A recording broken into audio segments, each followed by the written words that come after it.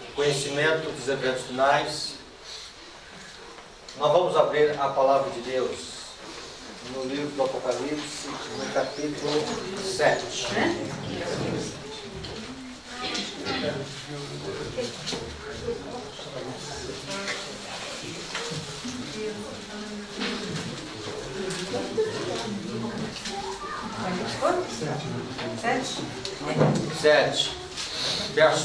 A partir do verso 1.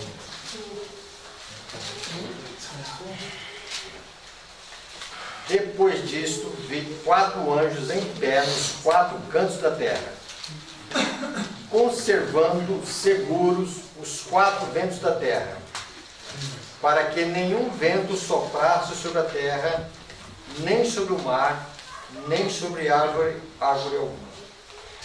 Vi outro anjo que subiu do nascente do sol, tendo o selo do Deus vivo, e clamou em grande voz aos 4 anjos, aqueles os quais for dado fazer dano à terra e ao mar, dizendo: não danifiqueis nem a terra, nem o mar, nem as árvores, até selarmos na fronte o céu do nosso Deus. Então ouvi o número dos que foram selados, que era 144.000 de todas as tribos dos filhos de Israel. E assim seguem as 12 tribos.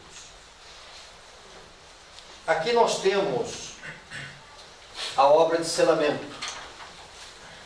E é sempre bom nós visualizarmos o selamento e nós visualizarmos o tempo do selamento. O selamento, ele ocorre momentos antes da porta da graça fechar, ou seja, quando acontece o selamento, o evangelho já foi pregado, e aí a única coisa que falta é o anjo do selamento subir para o santuário e comunicar que a obra foi realizada. E aí Jesus vai dizer que está feito, ou seja, terminou a expiação, como já mencionamos anteriormente. Para que serve o selamento? O selamento aqui é um selo de proteção. Deus vai proteger o seu povo dos ventos. Quando nós olhamos Mateus, livro de Mateus, quando Cristo voltar aqui, Mateus capítulo 24,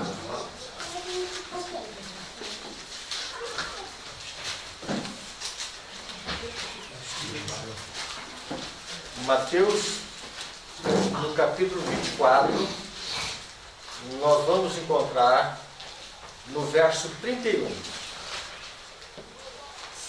E ele enviará os seus anjos, com grande clamor de trombeta, os quais reunirão os seus escolhidos. No caso aqui, os 144.000. Dos 4 ventos, de uma a outra extremidade dos céus. Então, quando Jesus vier, os 4 ventos estarão soltos. E quem vai estar vivo aqui do povo de Deus são os escolhidos de Deus, os eleitos de Deus. E nesse caso aqui, os selados de Deus. E podemos dizer os 144.000. Quando se fala de ventos, esses ventos vão atingir a terra, o mar e as árvores. Aqui nós podemos visualizar muitas coisas. Desastres, catástrofes, mas nós vamos concentrar aqui em apenas um detalhe desses ventos. Ventos, nós podemos dizer que são elementos de contendas entre as nações. Quando nós olhamos essa contenda entre as nações, podemos ver que João, ele vê os elementos da natureza, terremoto, tempestade e lutas políticas. Então, lutas políticas podemos definir como contendas, representados como sendo retidos por 4 anjos. Esses ventos estão sendo controlados até que Deus dê a ordem para serem soltos. Então, quando você olhar para as nações, Brasil, China, Estados Unidos, Alemanha, assim por diante, tenha visão. Os anjos de Deus estão no controle. Se não fossem os anjos de Deus, o nosso mundo estaria numa carnificina. Mas não tinha sido destruído, penso. Certamente. Uma destruição total.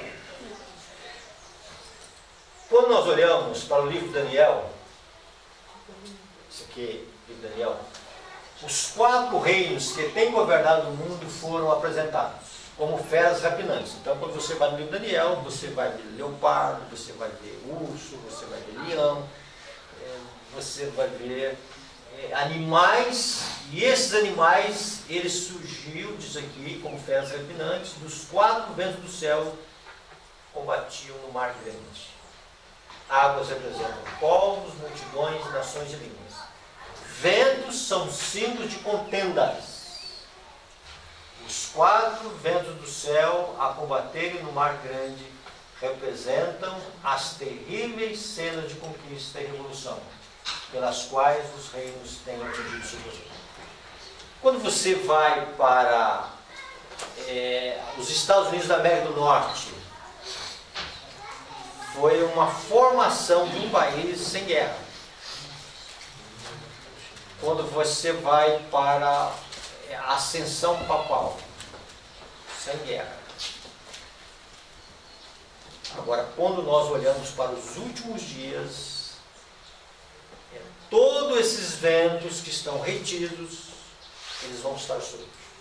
Tanto é que o texto que nós vimos, quando Jesus voltar aqui, Jesus vai buscar os seus dos 4 cantos da terra e dos 4 ventos da terra. Esta é a visão que nós precisamos ter desse mundo. E ela continua dizendo algumas coisas aqui. Ela diz o seguinte: as nações estão iradas. Apóstolo, não estou vendo. Ela diz, vejam bem. E fazem-se grandes preparativos de guerra. Nação conspira contra nação e reino contra reino. Mas, embora as nações estejam passando em revista suas forças para a guerra e derramamento de sangue, está ainda em vigor a ordem dada aos anjos de segurarem os 4 ventos até que os servos de Deus tenham sido assinalados na frente. Então, Deus está segurando uma nação de guerrear contra outra. Tenha sempre essa visão. Isso vai acontecer até quando? Até quando o servo de Deus esteja selado. E assim que os servos de Deus estiverem selados, Deus vai então soltar esses 4 ventos. Ou seja, o mundo vai poder colocar em prática os brinquedinhos e armamentos bélicos que estão armazenados e para serem usados. Não é bom nem pensar. 4 poderosos anjos ainda estão segurando os 4 ventos da terra. É proibida a vinda de uma destruição terrível e completa. Os acidentes por terra e por mar, a perda de vidas constantemente aumentando por furacão, tempestade, desastre de estradas de ferro e guerras. As tremendas inundações, os terremotos e os ventos serão despertados as nações para uma luta mortal, ao passo que os anjos seguram os 4 ventos, proibindo o que o terrível poder de Satanás seja exercido em sua fúria, até que os servos de Deus sejam selados em suas células. ainda a obra de selamento, que não foi realizada, é o motivo pelo qual as destruições em massa aconteceram no nosso planeta. Quando nós olhamos isso, irmãos, nós temos que visualizar uma citação que se encontra em Primeiros Escritos. Ela diz: vi que a ira das nações, a ira de Deus e o tempo de julgar os mortos eram acontecimentos separados e distintos. Então, mentalize: ira das nações, a ira de Deus e o julgamento dos mortos. O que está escrito aqui?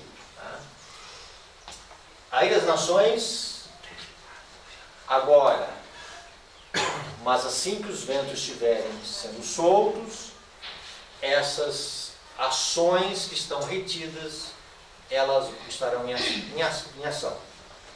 A ira de Deus, tempo de angústia. Julgamento dos mortos, milênio. Então são 3 acontecimentos distintos aqui. Que Miguel não se levantara e que o tempo de angústia, tal como nunca houve, ainda não começara. As nações estão irando-se agora. Aparentemente há uma calmaria no mundo.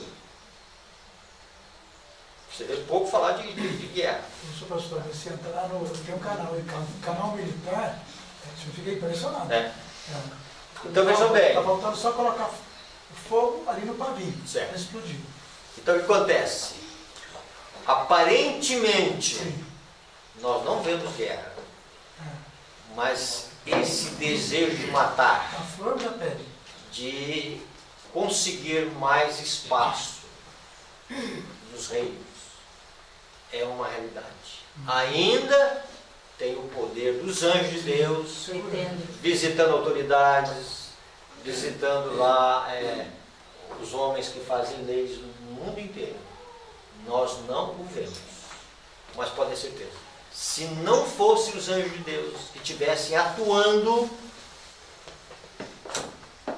nós estaremos vendo essas coisas acontecer. Mas quando o nosso sumo sacerdote concluir sua obra no santuário, ele se levantará, envergará as vestes de vingança, e então as 7 últimas pragas serão derramadas. Então esse é o futuro que nos espera. Um mundo sem controle. Um mundo onde os ventos são soltos, a tal ponto que Jesus vai dizer que quando ele vier aqui, ele virá para buscar os seus escolhidos, os 4 ventos da terra. O refriador Espírito de Deus está mesmo agora sendo retirado do mundo. Furacões, tormentas, tempestades, incêndios, inundações, desastres em terra e mar seguem-se um ao outro em rápida sequência. Isto não vai parar. Os homens não discernem as sentinelas angélicas que retêm os 4 ventos, para que não soprem sem que os filhos de Deus estejam selados. A ênfase sempre é o selamento, né? Deus ainda está impedindo uma destruição, porque os filhos de Deus não foram selados. E assim que eles forem selados, Deus mandará que os seus anjos soltem os ventos. Haverá uma cena tal de luta que nenhuma pena pode se descrever. Quando você vai para o Salmo 91, é o Salmo no tempo da angústia. Seta mortífera, mortandade, peste. 1000 do lado, 10 mil. 1000 do lado. Aquilo é coisas literais. Não é simbólico. Você nunca presenciou 1000 cair do teu lado e 10 mil à tua direita. Nunca presenciou isso. Mas no tempo de angústia vai presenciar. Se tiver vivo, vai presenciar. Literalmente. E Deus está esperando concluir a obra do Senhor. Voltando e repetindo, para nós nunca esquecer disso, nós não entendemos selamento. Selamento é a última coisa que acontece E selamento é para aqueles que vão atravessar o tempo de angústia.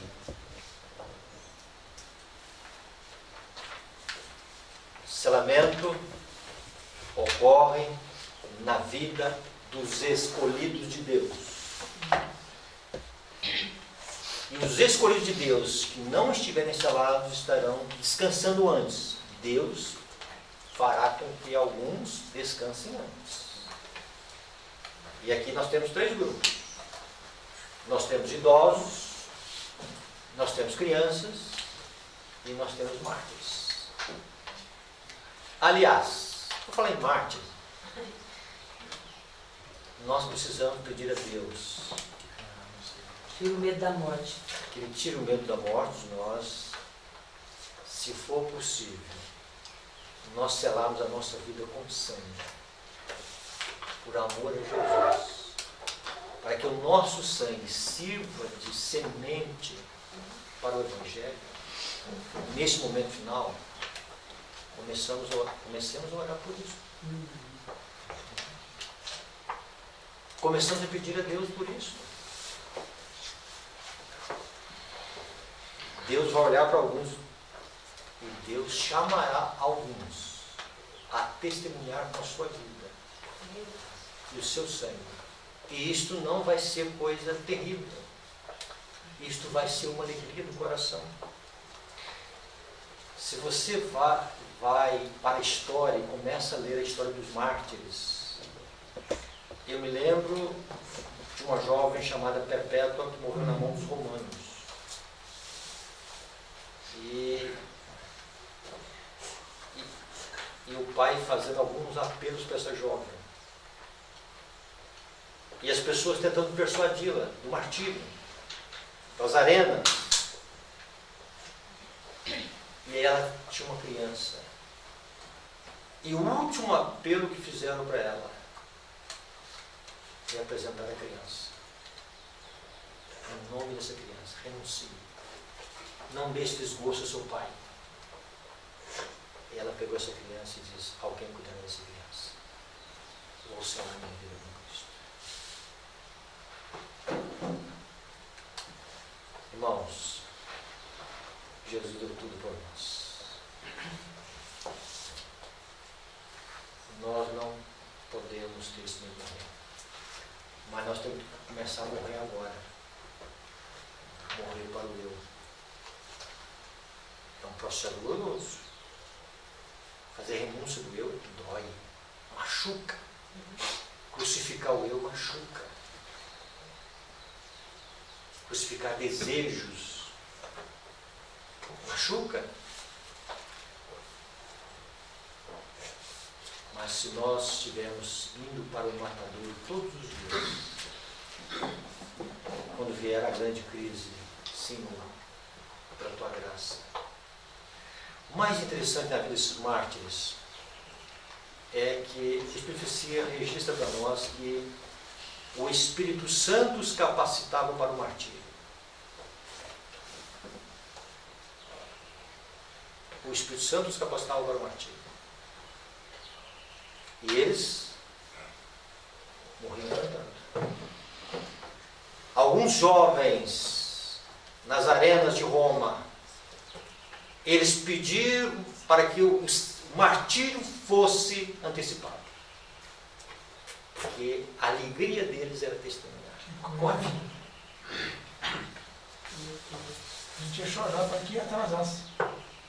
Irmãos, nós precisamos entender o que Deus está chamando para nós. Na época da irmã White, houve um tempo, vocês já viram muito essa história, que o paletó de Tiago White não sabia o que era remendo e o que era pano original.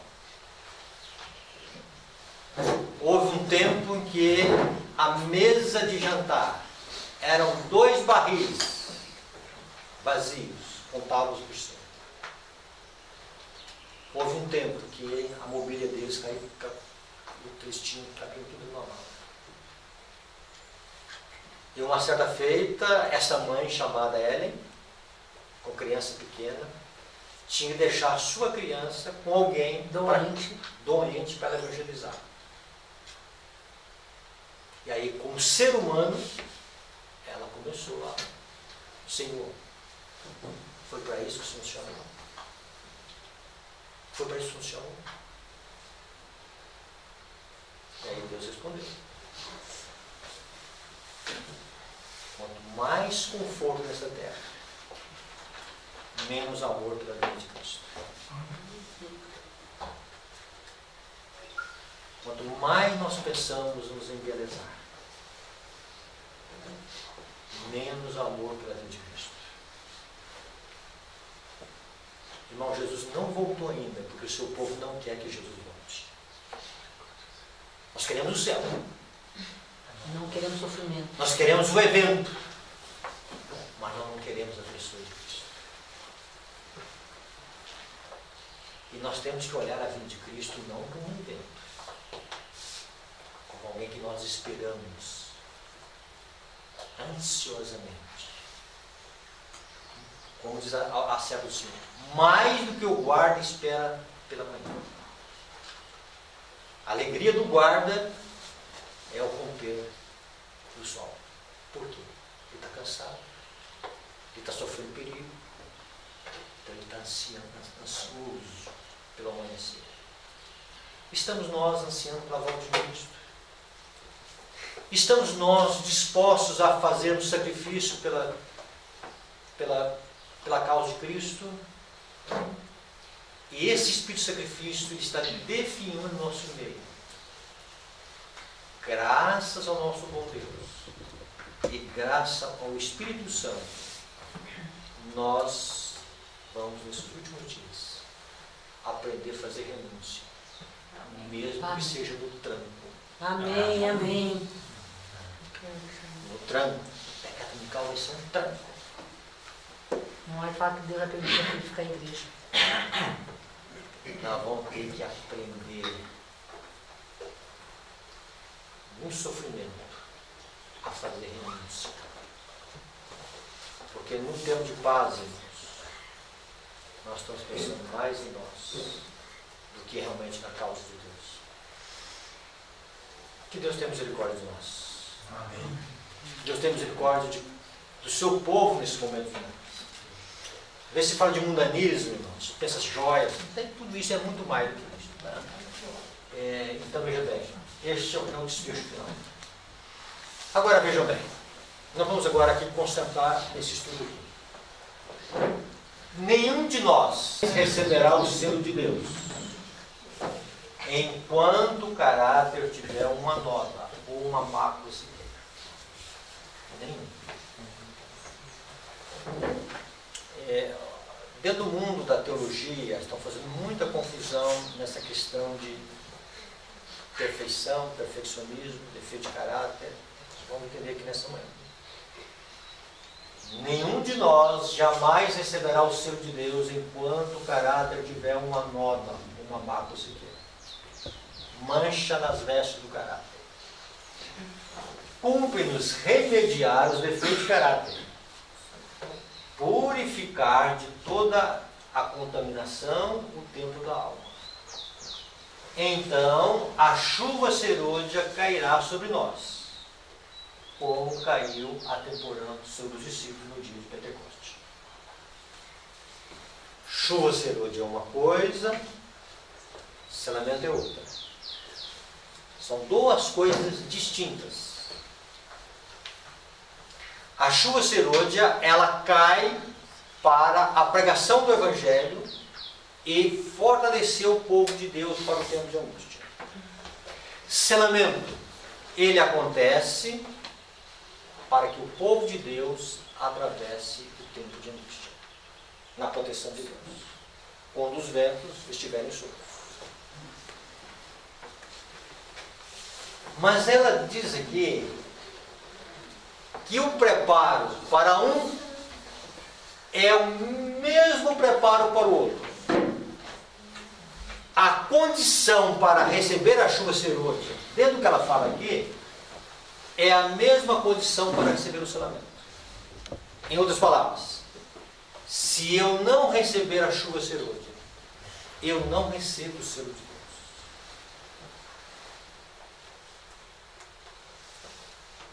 Se eu não receber o selo de Deus, se eu estiver vivo nessa época, eu vou atravessar o tempo de angústia sem a proteção de Deus.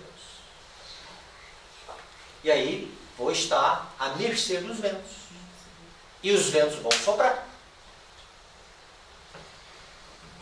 Então o que Deus está fazendo? Preparando um povo para a chuva serôdia. Preparando um povo para a chuva serôdia, Deus está preparando um povo para o selamento. E preparando um povo para o selamento, Deus está preparando um povo para o tempo de angústia. Deu para entender isso? Simples, né? Sequência. Outra coisa. Se os 144 mil recebem o selo de Deus, é porque no caráter deles não tem nódoa ou mancha. Simples. Eles serão aqueles que vão entrar sem mácula e sem nódoa no caráter no tempo de angústia. E também os 144 mil são agraciados com a chuva serôdia.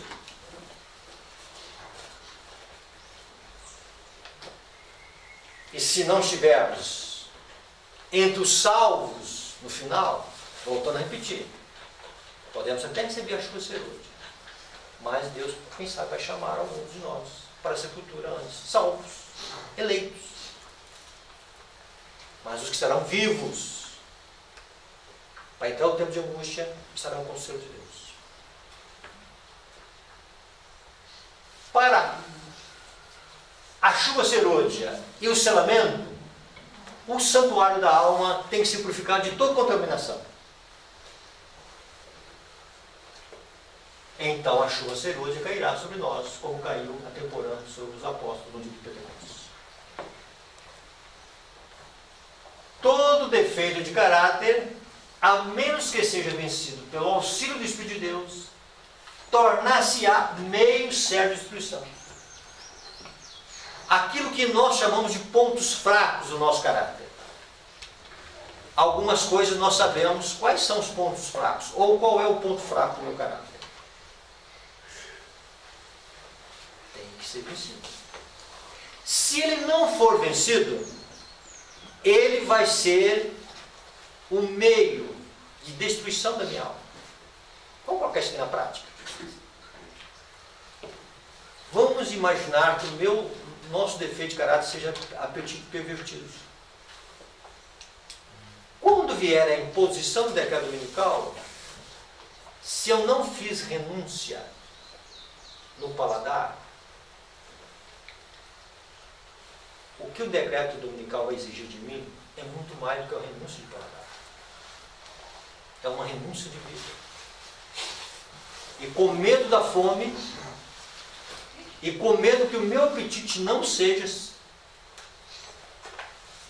realizado na sua satisfação, vou vender a minha alma como Esaú vendeu a sua alma por um prato de um cozinhado.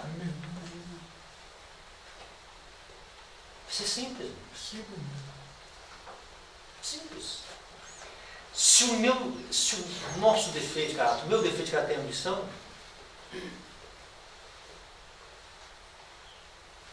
a decreto dominical vai romper todas as ambições com a vida. Diploma não vai valer nada.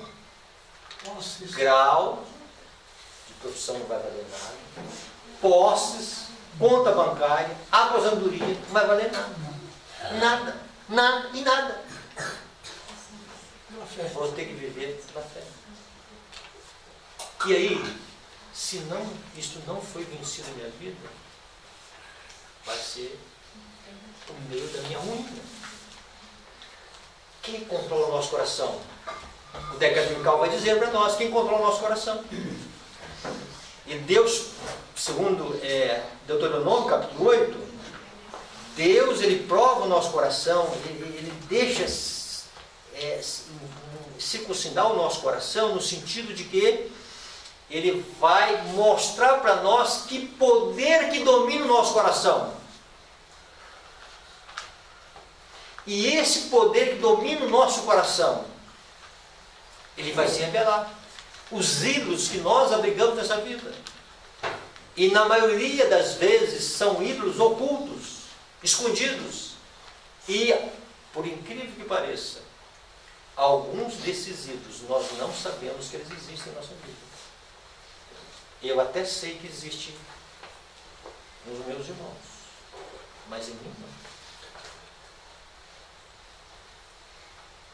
Eu só vou saber se eu tenho missão na vida quando realmente deparar que eu vou fazer, entregar tudo no altar de Deus. A chuva serôdia, ela acontecerá na vida daqueles que colocaram no altar o eu, as propriedades, os talentos, tudo. Deus pede tudo para Ele dar tudo.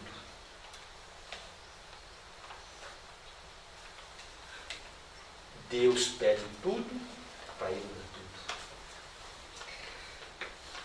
tudo. O que não é vencido te vencerá. Coloca essa regra. Isso aqui é regra do dom profético. O que não é vencido te vencerá. Lembre sempre do caso de Esaú. Aquilo que Esaú não venceu, Esaú foi vencido. Quando nós olhamos isso, irmãos, nós precisamos entender aqui um outro aspecto desse selamento da chuva serôdia. Com todas as faculdades que nos foram dadas por Deus, estamos procurando alcançar a medida da estatura de homens e mulheres em Cristo? Quando é que nós vamos alcançar essa estatura de Cristo? A glorificação. Isso é antes. Chuva serôdia. Chuva serôdia.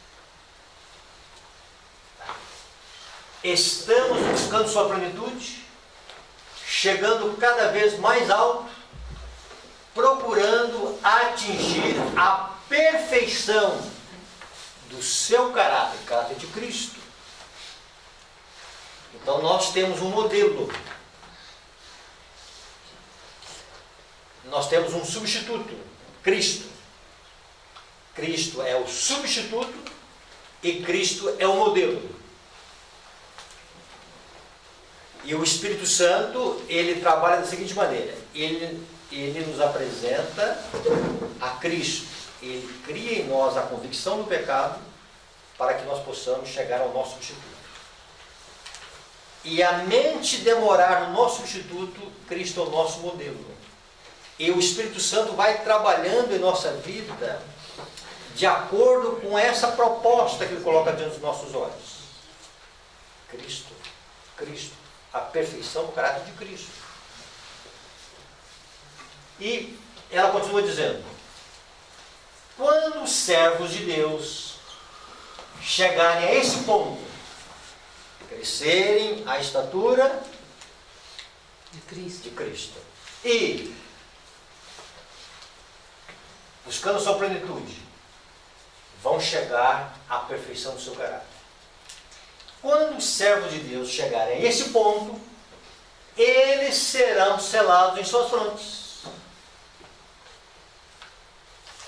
Então, o selamento ele ocorre no futuro. Mas depois eu falo do selamento agora. O anjo relator declarará: feito está. Eles estarão completos naquele a quem pertencem pela criação e redenção. E aqui que nós queremos entender a questão da perfeição de caráter. Para nós entender a perfeição de caráter, nós temos que entender uma coisa que nós já estudamos aqui e precisamos estudar novamente. O padrão do caráter de Deus se encontra na lei de Deus. E esse padrão que se encontra na lei de Deus, se encontra na pessoa de Cristo. Isso tem que ficar muito claro para nós. Se nós entendermos isto, nós vamos entender o que é essa perfeição de caráter. Então, o padrão que Deus pede de todo ser humano é um padrão de perfeição. Perfeição quer dizer harmonia com a sua lei. Adão e Eva saíram desse patamar de perfeição. Deus disse, olha, não podem mais ficar aqui no Éden. Do mesmo jeito que Deus exigiu uma perfeita obediência de Adão e Eva, é o mesmo padrão que Deus pede de cada um de nós. E é o mesmo padrão daqueles que vão pisar o Éden restaurado. Deus não muda o seu padrão. Deus não abaixa o seu padrão. Nós tentamos fazer o céu no nosso gosto. Mas o padrão de Deus é perfeita harmonia com a sua lei.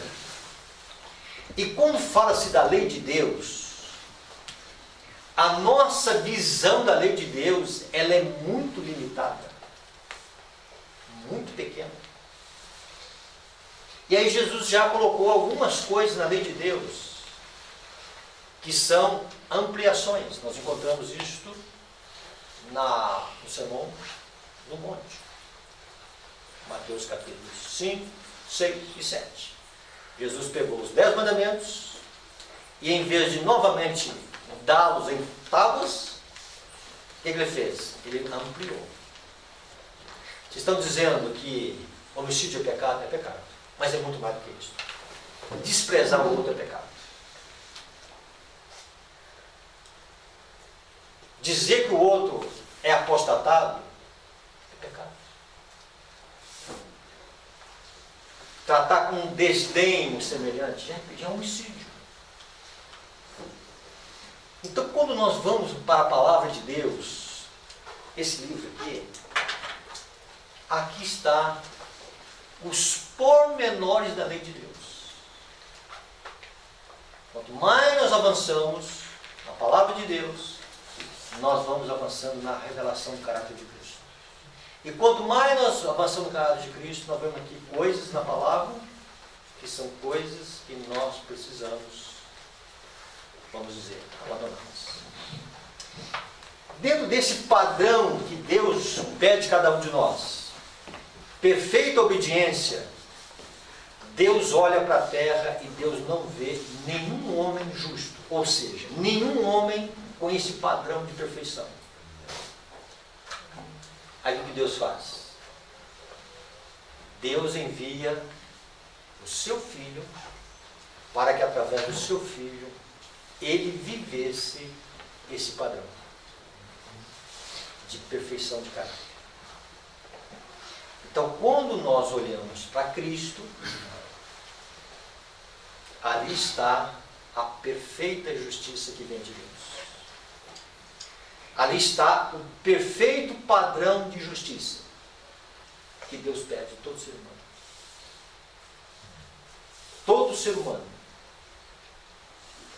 da exigência divina, Deus olha no seu Filho e Deus vê o seu Filho como filho amado.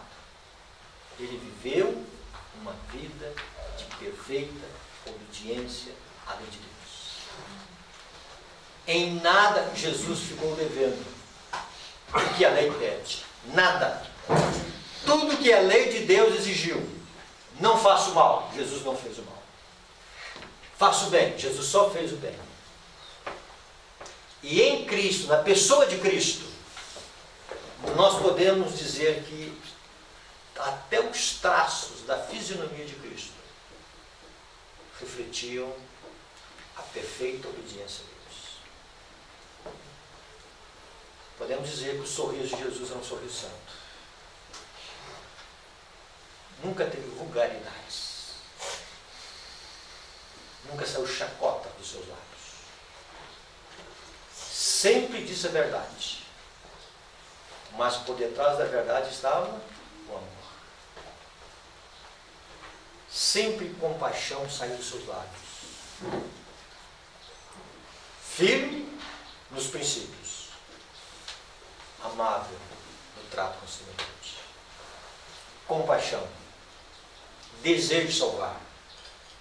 Desejo do que os seus corações, dos corações que estavam ouvindo as suas palestras, pudessem ser agraciados com a dádiva do céu. Se Jesus estivesse aqui nessa manhã, ele teria uma visão bem diferente que tem um pastor aqui. O pastor que está vendo pessoas. Jesus iria olhar necessidades.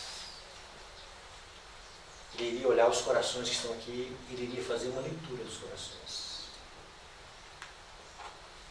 Ele iria ver corações sendo atraídos pelo poder do Espírito Santo. Eu fico a imaginar quando Jesus olhava para as multidões, e Jesus notava ali algum semblante que dava uma reação, não mais Ele se alegrava. Ele se alegrava. Coisa assim, está fazendo efeito a mensagem. O coração não está endurecido pelo pecado. Então, irmãos, esse padrão de perfeição em Cristo, nós não temos esse padrão. Nós não temos esse padrão. Deus só nos vê vestidos com justiça quando nós estamos em Cristo. Se nós estamos, pela fé, unidos em Cristo, o Pai olha para nós e nos vê perfeitos por causa de Cristo. Então, se nós estamos em Cristo, nós estamos completos nele, porque ele é completo. Essa expressão completo quer dizer perfeito. A medida da exigência da lei, ela é completa em Cristo. E em Cristo, se nós estivermos pela fé em Cristo, nós estamos completos. Quando se fala da chuva serôdia, nós temos que entender agora um outro aspecto. Nós temos que entender a chuva serôdia dentro de dois aspectos, para nós terminarmos aqui. Vocês conhecem o texto, mas é bom nós estudarmos isso. 2 Coríntios, capítulo 7, verso 1. 2 Coríntios 1.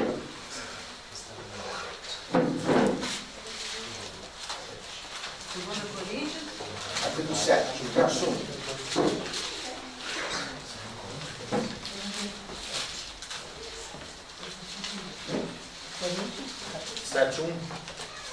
7, verso 1. Tendo, pois, ó amados, tais promessas. Que promessas são essas? A promessa de que Deus fará do nosso ser um santuário do Deus vivente.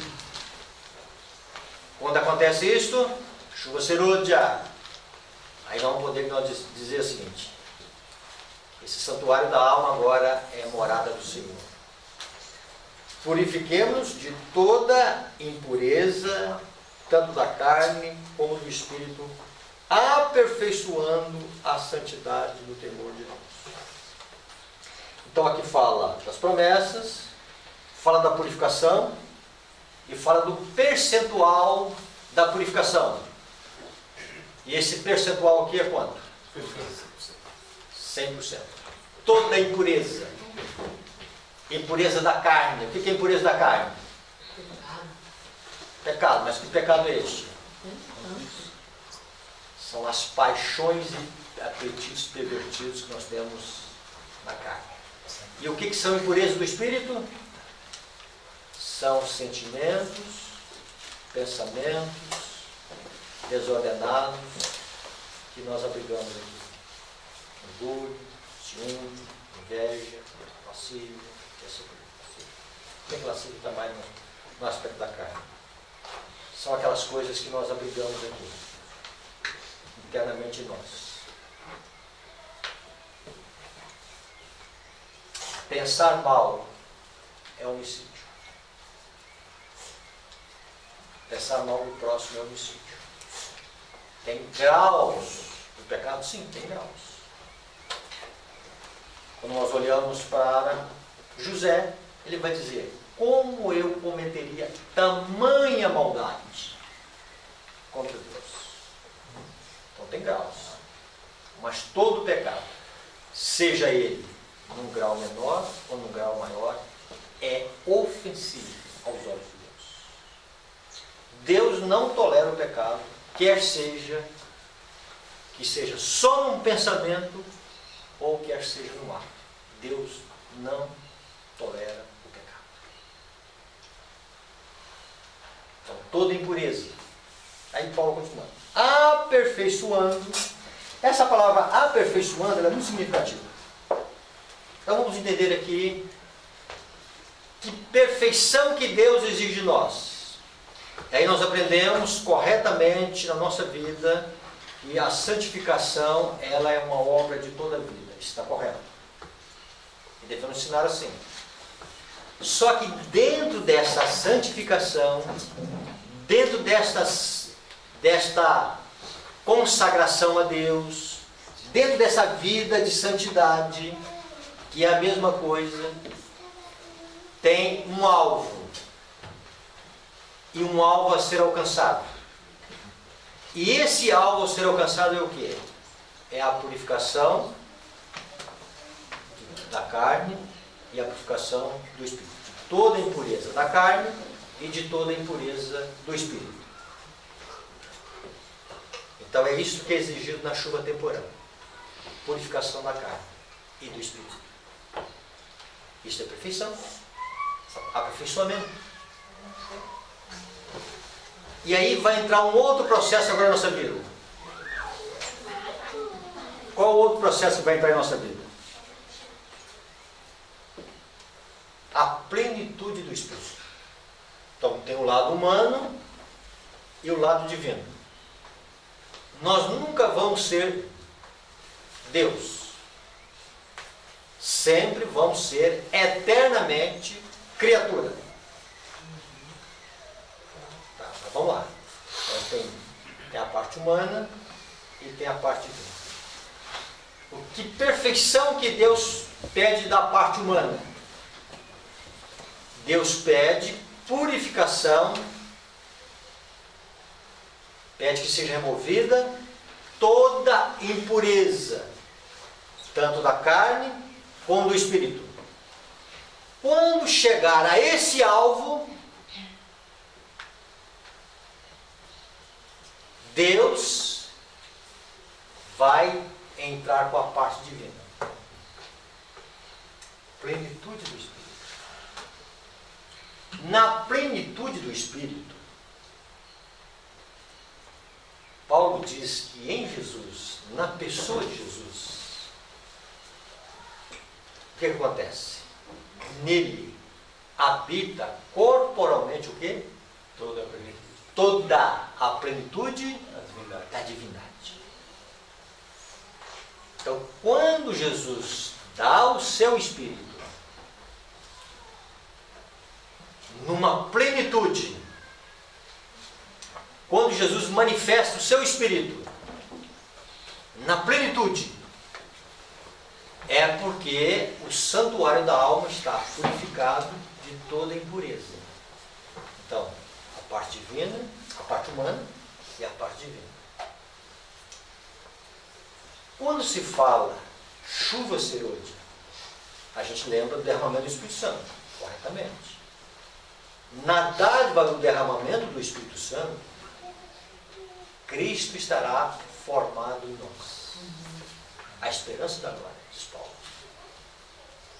Então, na plenitude da perfeição da divindade de Cristo, não tem desarmonia com a lei de Deus. Cristo é perfeito. Então, quando a chuva serôdia cai sobre nós, o que cai sobre nós é a perfeição do caráter de Cristo. E aí é o seguinte, e aí há uma união, uma junção do humano com o divino. Nós somos agora participantes da plenitude da divindade de Cristo. E aí nós estamos completos. Porque Cristo Cristo é completo. Amém. Nós estaremos em harmonia com a lei de Deus, porque Cristo está em harmonia com a lei de Deus. E agora, na plenitude do Espírito Santo, vai acontecer aquilo que Paulo fala. Já não sou eu quem vive mais, mas Cristo vive em mim. E agora nós vamos ter o prazer de fazer a vontade de Deus de uma forma como nunca tivemos. Nós vamos ter uma alegria na vida como nós nunca tivemos. Então a chuva serôdia, irmãos, quando a chuva serôdia cai sobre o povo de Deus, o povo de Deus está completo nele, na pessoa de Jesus, porque Ele é perfeição. Ele é a medida exata do que a lei de Deus pede de cada ser humano. E se Cristo está em nós, nós estaremos completos. E os 144 mil que vão entrar o tempo de angústia, Deus olhará lá de cima para esse mundo aqui de contendas, destruição, mas Deus olhará para um povo vestido com as vestes da justiça de Cristo. Amém. Amém. Um povo perfeito por causa de Cristo. Um povo coberto de justiça. Que justiça é? Justiça de Cristo. O perfeito caráter de Cristo está na sua plenitude. Irmãos, se nós entendermos isso, nós vamos pedir a chuva serôdia 24 horas. Pedir a chuva serôdia é pedir o derramamento do Espírito Santo. Mas é pedir um batismo de plenitude da perfeição do caráter de Cristo. Homens e mulheres sedentos de justiça. Homens e mulheres sedentos de imitar a Cristo. Homens e mulheres desejosos de refletir a beleza daqueles que os contemplam. Então, os 144 mil, eles serão agraciados com essa plenitude. E eles estarão refletindo a beleza do caráter de Cristo. Deixaram que a chuva temporã aperfeiçoasse a santidade do temor de Deus. Purificaram de toda a impureza da carne e do espírito. E aí veio a divindade encher o vácuo da alma, daquilo que foi esvaziado e purificado. E a luz do divino aparece. O caráter de Cristo aparece. A beleza de Cristo aparece. E aqui que nós comentamos pela manhã. E o amor vai brotar naturalmente. Amém. Vivamos, irmãos, essa grande realidade no poder do Espírito Santo. Amém. Amém. Eu não tenho condições de viver o padrão que Deus pede, a não ser pelo poder de Deus operando na nossa vida, limpando a nossa alma na temporã e enchendo o vácuo. Por isso que a chuva será chamada de chuva aperfeiçoadora, porque ela vai completar. E quando Deus olhar com o seu povo, quando recebe a chuva serôdia, estarão completos. E aqui estarão vivos. Eles podem receber o selo de Deus. Eles são aptos para ter a proteção de Deus, para atravessar o tempo da angústia. Que tempo estamos vivendo? Tempo do selamento. O selamento ele ocorre no momento da nossa conversão e primeiro que ele acontece. As decisões que nós estamos fazendo no dia a dia, a nossa comunhão com Deus, o batismo do Espírito Santo é um processo de selamento diário também. A chuva serôdia é uma fixação da verdade no nosso coração, na nossa mente. É Deus imprime a sua imagem e a retém. E o selamento final é o anjo vindo, colocando a marca na testa do Filho de Deus para atravessar o tempo de angústia. Mas antes, o Espírito Santo já fez uma obra. E o sábado, pastor? O sábado, no momento final, ele vai ser uma revelação da grandeza, da obra que o Espírito Santo conseguiu fazer no nosso coração. De tal maneira que o povo de Deus vai mostrar para o mundo, através do sábado, o caráter de Deus. O mundo vai mostrar a semelhança com Cristo. E o mundo vai revelar a pessoa de Jesus para o mundo através de um caráter santo. Que Deus nos ajude a viver hoje. Peçamos o batismo do Espírito Santo. Busquemos o batismo do Espírito Santo.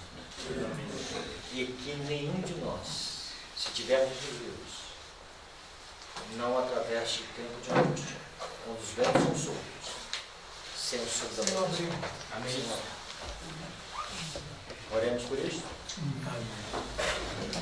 Bondoso Pai, queremos te agradecer nessa manhã, Senhor, pela luz que nos dá a tua palavra, pelas coisas que revela o nosso coração, Senhor. Pai, nos dê cada momento, Senhor, o teu santo e bom Espírito. Amém. Para corrigir os males do nosso ser, Senhor.